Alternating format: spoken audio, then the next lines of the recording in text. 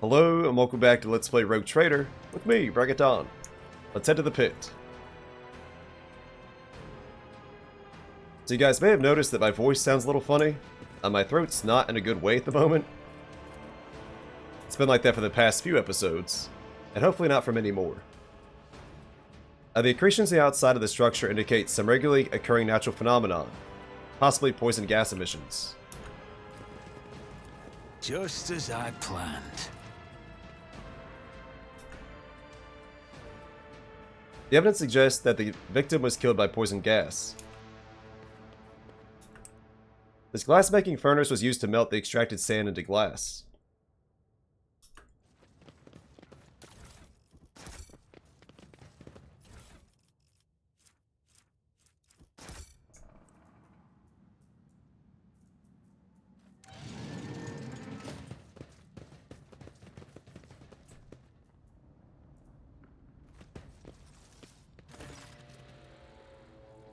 I told you, Evie, you're hiding so much from us.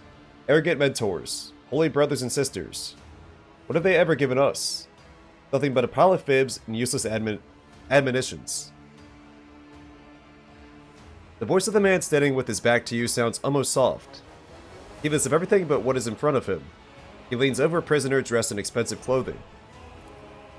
But Aurora, she is different. She spoke with me like no one ever had before. She revealed the truth to me, and now I can reveal it to you. If you just stop struggling for 1 minute. What? The man finally realizes he is not alone, and turns to you. He is clutching a long, thin metallic rod with blood dripping off it. We have guests. From the Von Valantia's ship, I would wager. Evie, my dear, you will have to wait. Do not faint, I beg of you. It's important that you feel everything, including your other eye. The warden's words are suddenly drowned out by a chorus of voices in your head. The entity that still dwells in the recesses of your mind rejoices in a cacophony of cries. This place, it holds great significance for the entity.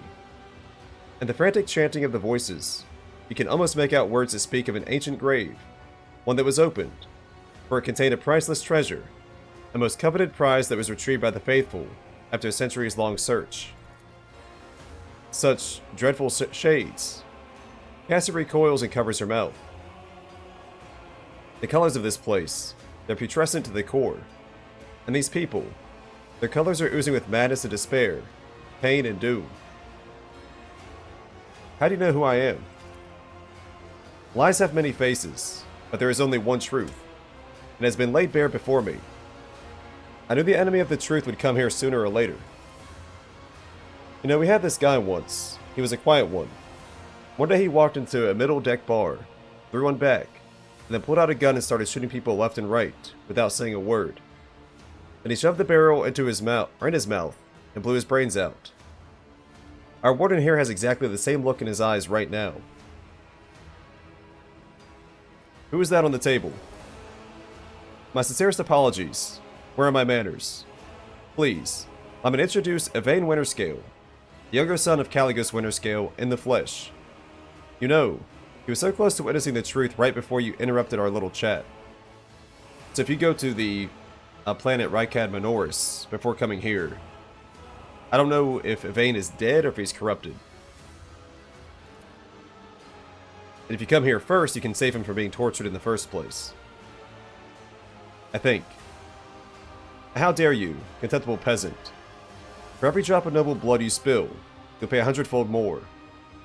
Cassia turns to you for support with an expression that is in equal parts indignant and frightened. Alvar shakes his head somberly. That poor fool. I knew nothing good would come of this naive attempt at negotiating with heretics. However, Evayne appears to still be alive. If we make haste, we might yet save him. Having a scion of House Winterscale in your debt would certainly prove beneficial.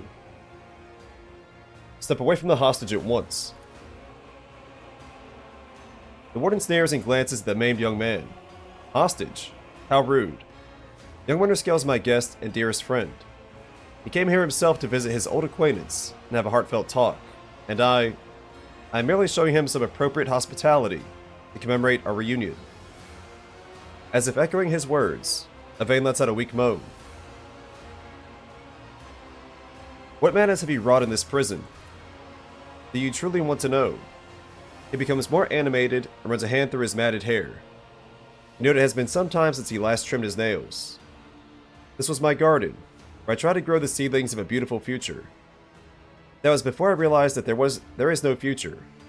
Not in the sense ordinary people understand. We're too attached to this life, to the limitations of our weak bodies, to the short-sightedness of our eyes that can scarcely see. It is all so insignificant. The true future lies beyond real space, and the only way to reach it is through a cleansing sacrifice. Do you understand? Why did you mutilate these people? These are my optimates, saints who will guide the flock at the fated hour. Listen. He pauses and smiles. Can you hear? You can't. They're crying out, calling. It's just that their cries are not meant for our ears. They cast their voices out there, beyond the edge of the glass, into the transparent quiet. There they are heard. There, their call is answered. Rogue traitor. Every moment spent on talking to this heretic could be a moment spent destroying him and committing this place to purifying flames. Isn't it time we got started? That pit. There's something special about it, is there not? An item of value is once buried there. Now tell me, Warden, what was the item, and who took it from here? The Warden's gaze bores into you. Then he smiles with the corners of his lips. You are too late, enemy of the truth. This bastion has already fulfilled its great purpose. You will never find the trail of the reclaimed relic that now rests in the hands of the devout. Who is Aurora? Oh, so you managed to barge in here to interfere with the prophetess's designs, without even knowing who she is. But it is too late now. You will never attain sight. All you can do is accept your fate. He suddenly stirs like a predatory beast. I do not like it when the people take the prophetess Aurora's name in vain. I desire your death, enemy of the truth. The warden raises his hand, and the main people start thrashing about in their death throes. The time for words is past. Optimates, give your power to his harbinger of Aurora. Let our foes see the truth, or become awash in blood. I'll make an example out of you. Let the blood flow!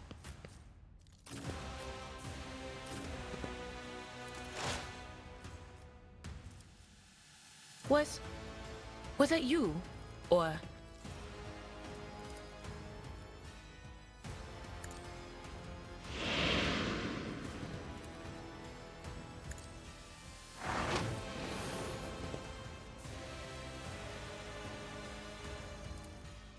That is not my destiny.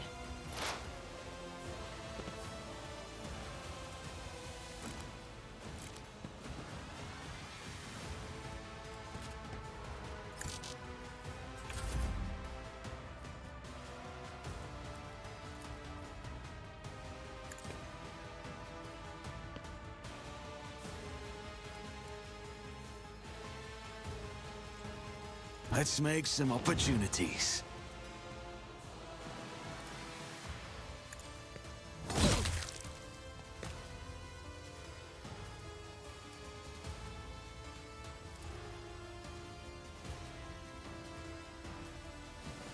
It's as good as done.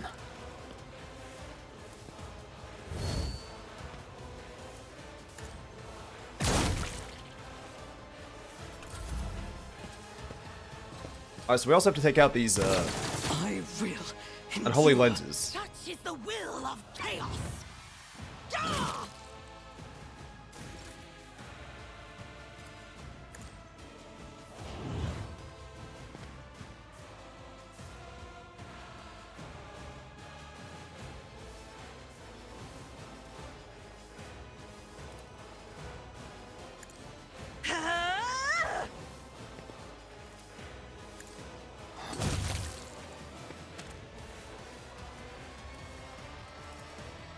Who, if not me?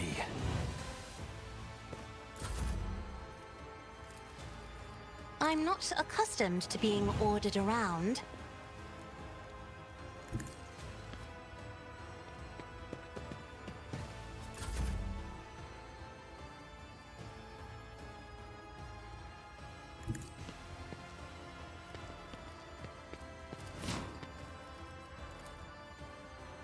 I'll do it.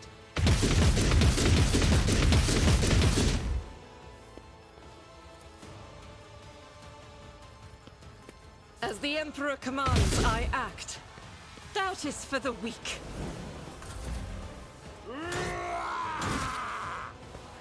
I serve the ruinous powers! Crush the feeble!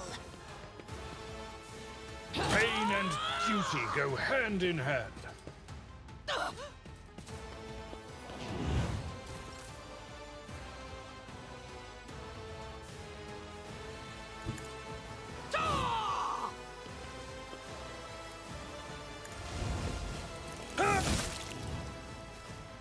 It will be done.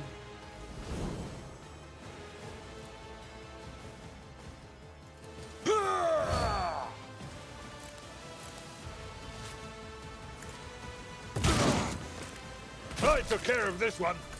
Death to non-believers!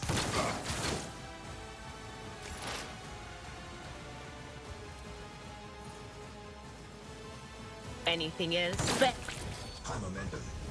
Easy peasy.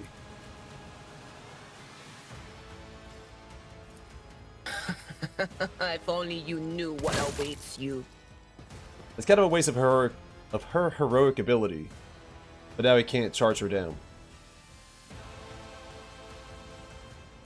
Now she's going to start focusing on holy lenses. So if we kill Warden Casteglia, he'll just resurrect at one of these lenses. But of course. Uh-oh.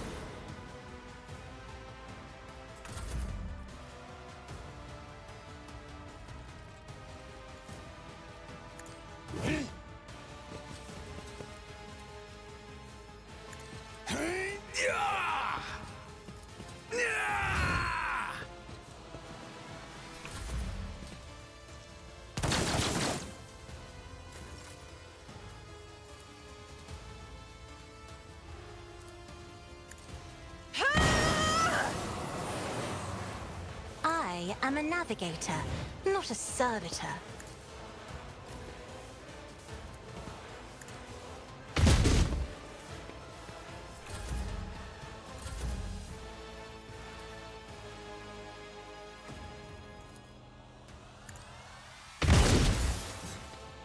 As the Emperor commands, I act.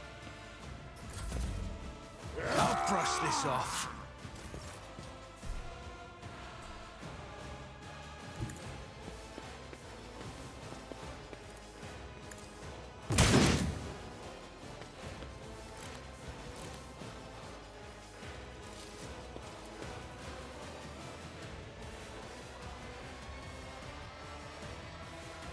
Indeed.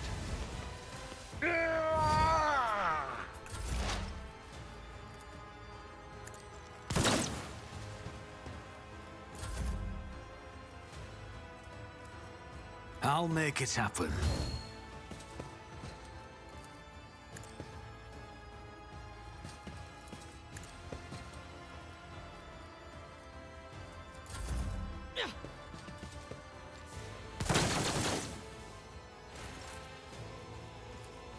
Me?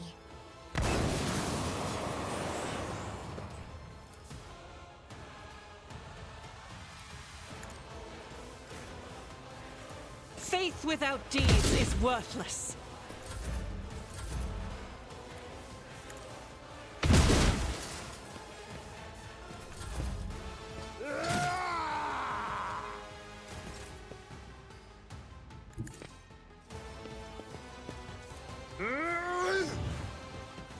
I will do my duty.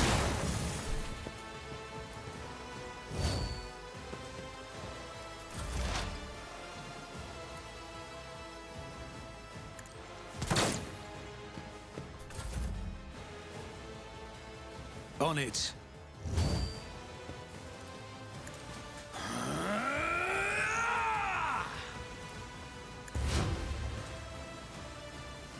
Battlefields are always drowned in scarlet. I'm afraid not.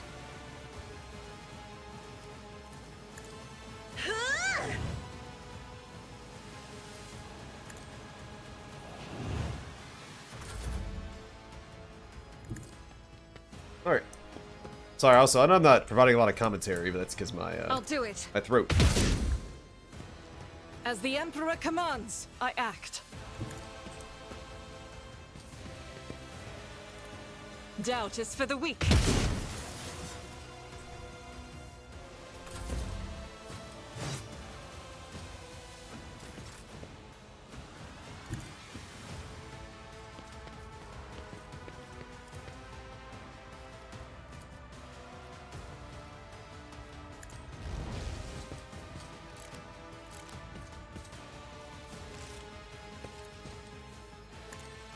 I find it hard to believe in second chances.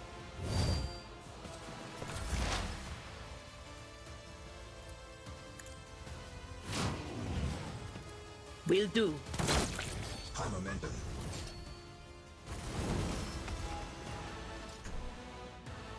And that's that. I don't believe we've been properly introduced. Blood is bubbling on the young man's lips, and his voice is barely audible. But even now it remains melodious and quite courteous. Evayne Winterscale, Af Coronis. Greatly pleased to make your acquaintance.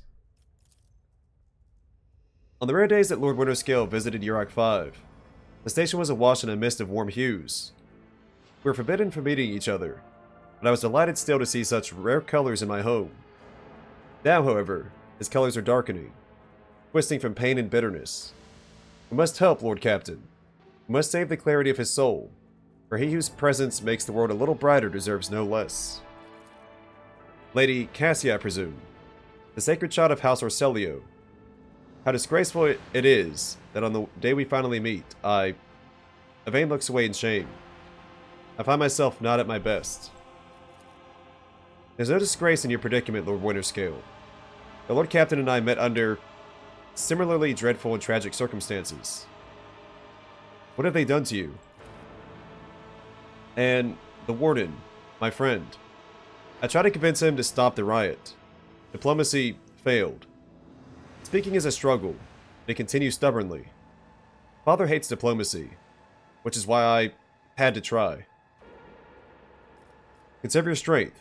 You're wounded and need help. Wounded. I would have phrased it altogether differently. Tortured and maimed, perhaps. Have you ever had your eyes burned out? This was my first time. I cannot say I recommend the procedure. It is either trying to make light of the situation or growing delirious from the pain.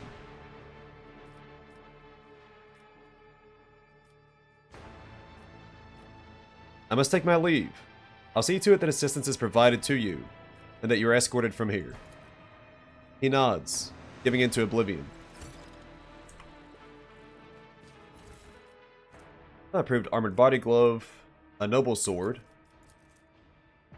So on a hit, the sword's attack inflicts a disturbed effect on the target for 2 rounds. The target of the attack is already suffering from the disturbed effect. The attack deals an additional +2 damage to this target. Disturbed inflicts a -10 penalty to fellowship and willpower. A precise last pistol.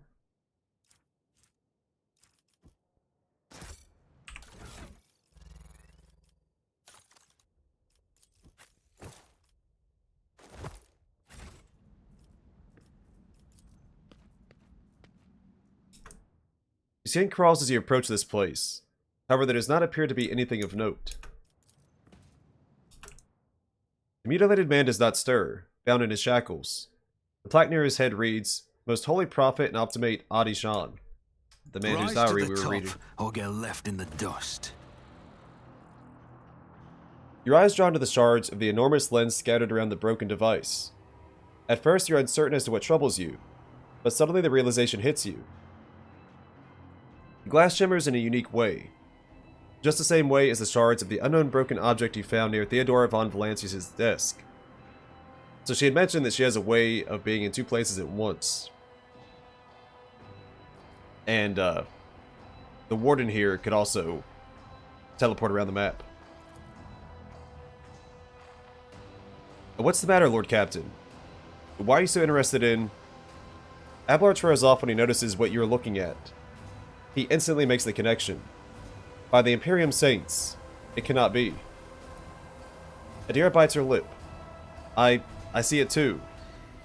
Whatever that thing in her study was, it was made from the same material as this junk. What? What? Abelard is at a loss for words. He takes a moment to collect himself, and all at once they start pouring out in a hasty sputter. It's a mistake. Slander meant to blemish the good name of a person who is now dead and cannot even defend herself. First those minions of the archenemy murdered Lord Captain Theodora, and now, this cannot be tolerated. It will not be tolerated. Come on now, Abelard. Remember what she was like. Adira's smile betrays her grief, but at the same time, is strangely knowing. Brazen, assertive.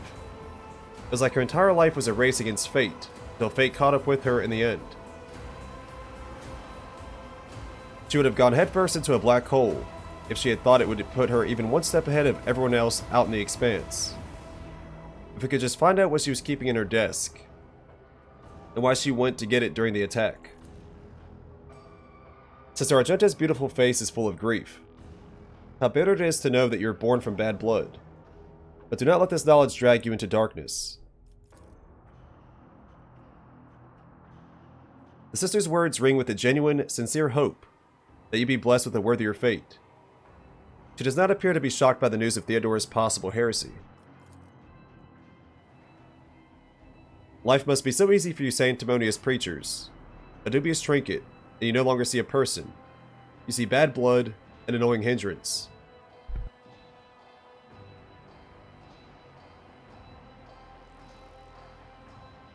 There's enough venom in Adira's voice to poison an entire regiment. Argenta recoils, but the next moment her dark eyes ignite with fury. How dare you admonish me? You're speaking of abetting the archenemy. A person who has tainted themselves thus can never justify their actions. Sure, if I go through all the trouble of trying to make sense of anything, you can just label them a heretic and call it a day. Except, dear friend, I seem to remember that you didn't mind Theodora so much while you were aboard the ship. You didn't leave her side for even a moment. She rescued you, aided you, and your adoration wilted the moment you heard an accusation sullying her memory. You weren't surprised or upset. You just gave up on her and moved on.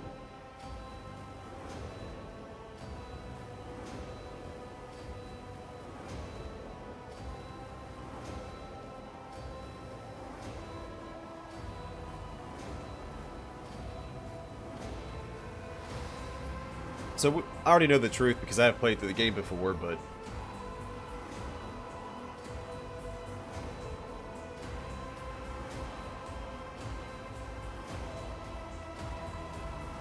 But she's also right. I mean, Argenta is right. The danger of heresy cannot be overstated. Lord Captain, I'm not excusing heresy. I just don't believe...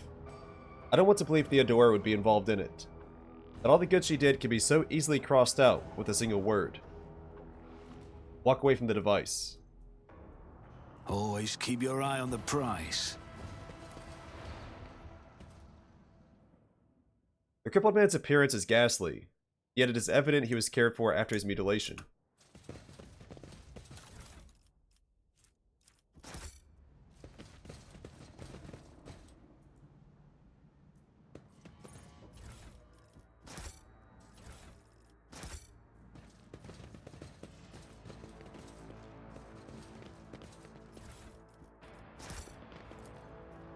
I always have a backup plan.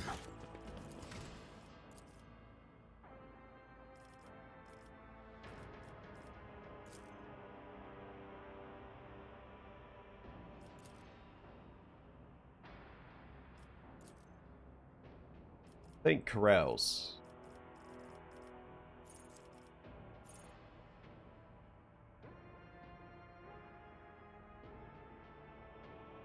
And thick skin is probably worth grabbing. The warrior gains +1 damage deflection. The parry chance is increased by 25% of the warrior's total armor.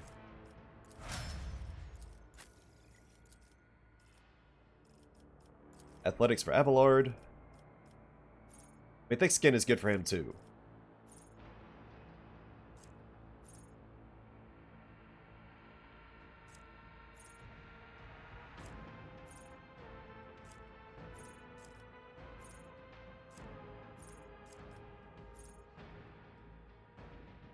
Crowd kill might be worth it, though it is circumstantial.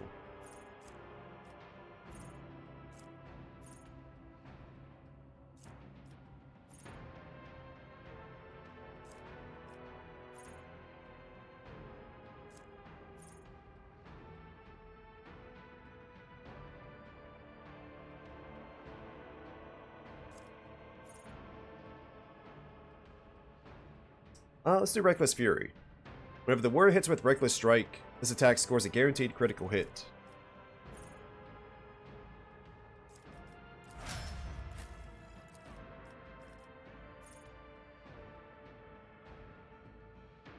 And Instant Exposure. Exposed weakness costs 0 AP. I do think that grabbing talents that reduce your AP costs or give you more action economy early on is more valuable, because you gain more AP as you go.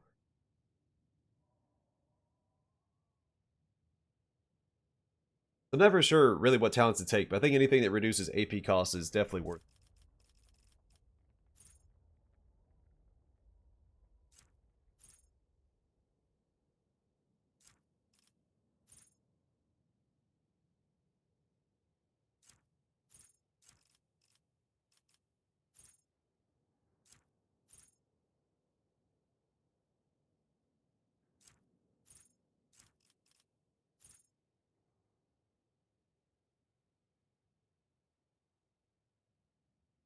Let's do Advice and Guidance. So the first time in combat that an ally becomes a target of the Psyker's psychic power, this ally gains plus 10 to weapon skill and ballistic skill until the end of combat.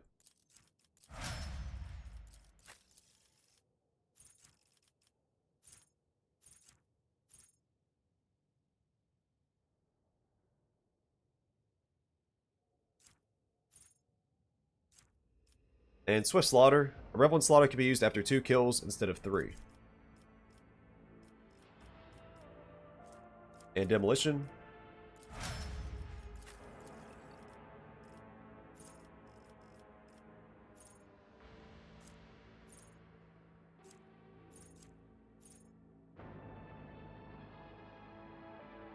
Undam the Sea of Souls. This will synchronize with a Waking Nightmare. While under the effect of any Navigator power, enemies have their armor reduced by 11. This reduction is increased by the devastating parameter of the Navigator's staff, but does not stack.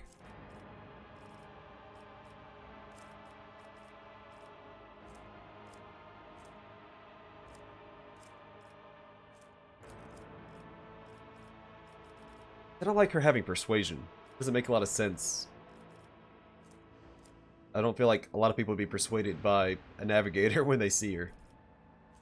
Lore Imperium and Lore Warp make sense, because she is well read.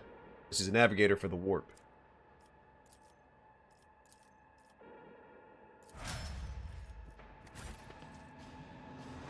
Rush no dawdle.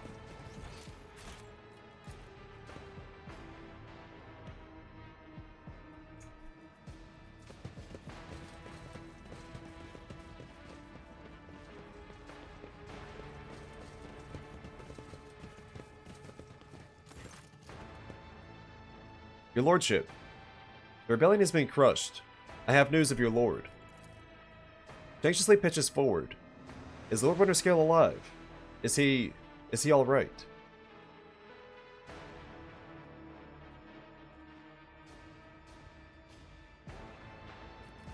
He's alive but badly wounded. Help my people get him to my ship. The glimmers of panic in the pilot's gaze, but she quickly pulls herself together. It will be done immediately. Thank you for letting me know, your lordship. Is there money to be made? Alright, I'm going to call it here. Next time we'll return to the ship and head towards Rycab Minoris. But for now, thanks for watching. I'll see you guys in the next one.